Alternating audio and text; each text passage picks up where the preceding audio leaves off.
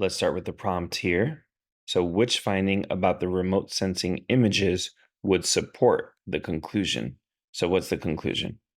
So, these archaeologists have held that these people's culture, which emerged in the Amazon in the first millennium, was characterized by a sparse, widely distributed population and little intervention in their surrounding wilderness.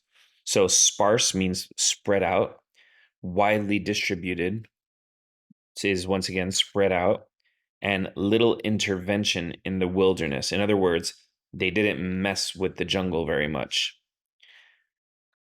Recently, however, these other guys conducted a study using remote sensing technology that enabled them to create 3D images of the jungle.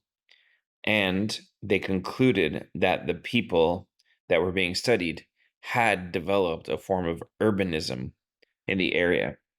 So the old belief was that these people lived far away from each other, kind of like in like country style living. But the new belief based on the remote sensing is that they had urbanism, which is the opposite because urbanism is people living really close, maybe even on top of one another. Just imagine a tall apartment building. So which answer might support that? So A, the sensing shows shapes consistent with widely separated settlements. That would support the blue view, the first view that we're not looking to support right now, because we're looking for Prumer and colleagues. That's the second part, the pink part. B, the sensing shows shapes consistent with long distance footpaths running from the territories to the large cities outside the region.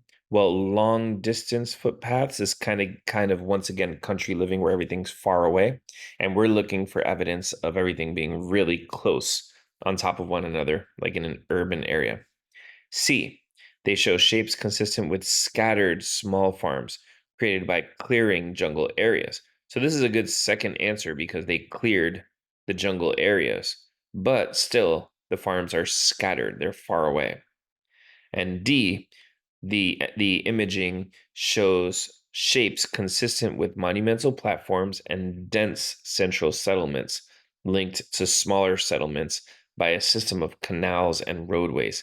So canals and roadways is the idea that yes, they were intervening in the landscape. They were changing the landscape.